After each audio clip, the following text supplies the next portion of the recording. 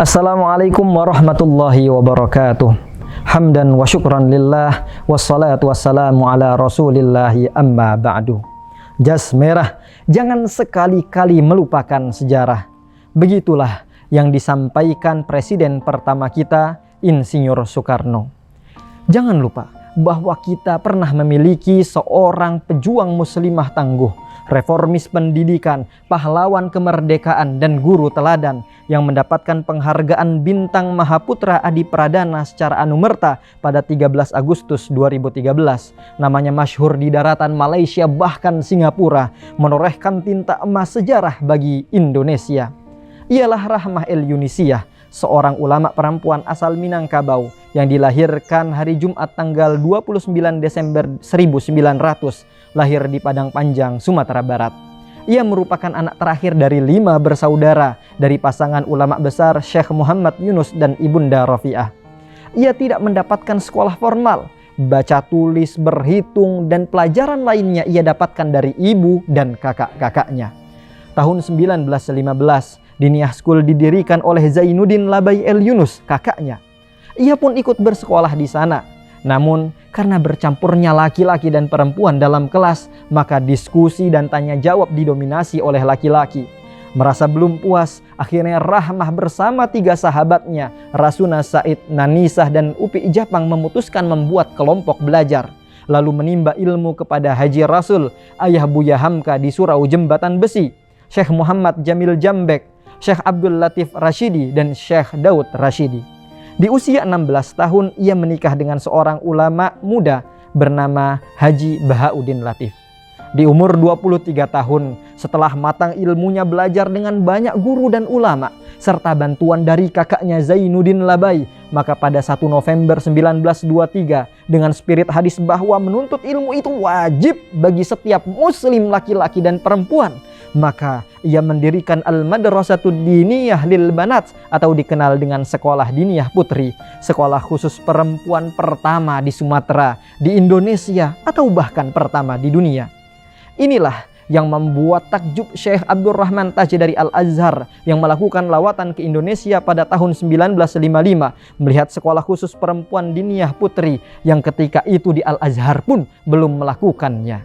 Kejadian tersebut yang akhirnya menginspirasi pembukaan Kuliat Lil Banat atau kampus khusus perempuan pertama di Al-Azhar, Mesir tahun 1958 yang angkatan pertamanya adalah 5 orang alumni Diniyah Putri Padang Panjang.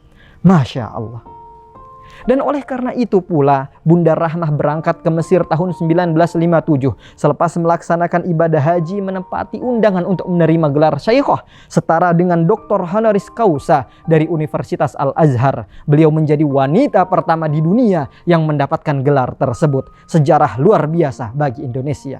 Gelar tersebut diberikan karena kiprah beliau yang luar biasa bagi negara dan agama, terutama dalam bidang pendidikan. Terlebih lagi dalam kondisi negara yang sedang dijajah.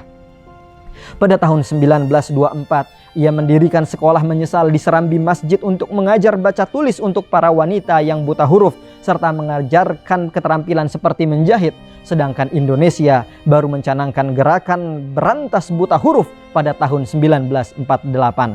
Karena salah 2 hal inilah yang akhirnya membuat wartawan senior Khairul Jasmi menuliskan novel biografi tentang beliau dengan judul Perempuan yang Mendahului Zaman. 28 Juni 1926, gempa menghancurkan gedung-gedung asrama Diniyah Putri. Namun ghirah dan semangat untuk mengangkat harkat kaumnya tak hancur. Ia pergi berkeliling Sumatera hingga Malaysia 3 tahun lamanya mencari bantuan muslim dan para sultan. Setiap mendapatkan uang, ia kirim uang tersebut ke Padang Panjang dengan kalimat untuk membangun sekolah kita, tertanda Rahmah. Tak sudi ia menerima bantuan dari pemerintah Belanda berada di bawah ketiaknya. Tahun 1928, mendukung penuh Sumpah Pemuda, ia pun langsung menjadikan bahasa Indonesia sebagai bahasa pengantar pengajaran. Tahun 1933, Bunda Rahmah menjadi ketua panitia penolakan ordonansi sekolah liar yang merugikan pribumi, peraturan yang dibuat pemerintah Belanda karena takut takut akan semakin cerdasnya bangsa Indonesia. Tahun 1934, emansipasi wanita sedang marak di Eropa yang hendak memerdekakan wanita dari kungkungan adat dan menyamakan hak dengan laki-laki.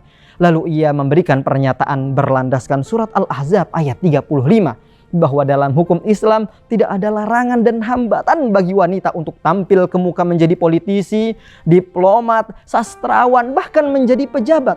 Apa saja asalkan sesuai dengan tuntunan Al-Quran dan Sunnah, serta tidak bertentangan dengan kodrat wanita. Dan tentulah wanita tersebut memiliki kemampuan yang sesuai.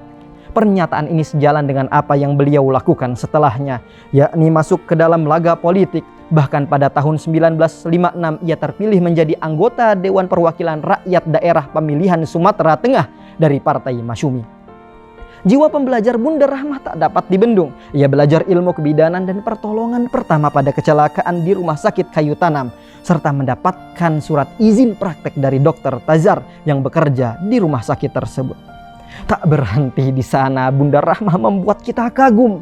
Ada pula kisah keberaniannya sebagai seorang muslimah kala ia pergi menjemput perempuan Minang yang hendak dijadikan perempuan tunasusila oleh tentara Jepang di Medan, serta menolak keras pemerintah Jepang di markas besarnya Bukit Tinggi untuk membangun rumah kuning atau rumah bordil, dan kedua hal tersebut berhasil ia lakukan. Tahun 1935 beliau mengikuti Kongres Perempuan Indonesia memperjuangkan soal kerudung pada kongres tersebut.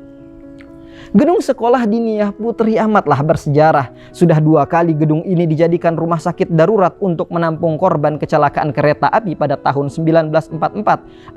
Atas peristiwa ini, Diniyah Putri mendapat piagam penghargaan kemanusiaan dari pemerintah Jepang. Agustus tahun 1945, ketika kabar kemerdekaan Indonesia terdengar di telinganya, ia langsung berteriak Allahu Akbar dan mengabarkan kepada para santrinya, serta mengibarkan sangsaka merah putih. Dan kembali tercatat oleh sejarah, ialah orang pertama yang mengibarkan bendera merah putih di Padang Panjang, bahkan mungkin Sumatera Barat. Di masa kemerdekaan, ia pun terus mengambil peran menjadi komandan TKR yang nantinya menjadi TRI. 7 Januari 1949, beliau ditangkap Belanda karena agresi militer kedua karena ikut bergerilya bersama pahlawan lainnya. Banyak perkataan yang beliau wasiatkan kepada para guru di tengah sakit kanker payudara yang ia derita sejak tahun 1960-an. Alangkah menggugah dan membuat kita malu serta terlihat tidak ada apa-apanya di hadapan beliau. Bahkan di tengah sakit, hidupnya didedikasikan penuh untuk pendidikan. Aminuddin Rashad dalam bukunya menuliskan bahwa sehari sebelum kematiannya, Rahmat sempat menemui Gubernur Sumatera Barat, Harun Zain. Pak Gubernur, napas ini sudah hampir habis, rasanya sudah sampai di leher. Tolonglah Pak Gubernur dilihat-lihat dan diperhatikan sekolah diniyah Putri, ucapnya. 26 Februari 1969 beliau wafat ketika berwudu hendak melaksanakan sholat maghrib. Umat ini bersedih, Ibu Pertiwi menangis, rintik-rintik hujan mengantar jenazah Syeikhoh Rangkayo Rahmah El Yunisiah, seolah tahu bahwa bangsa ini kehilangan salah satu putri terbaiknya.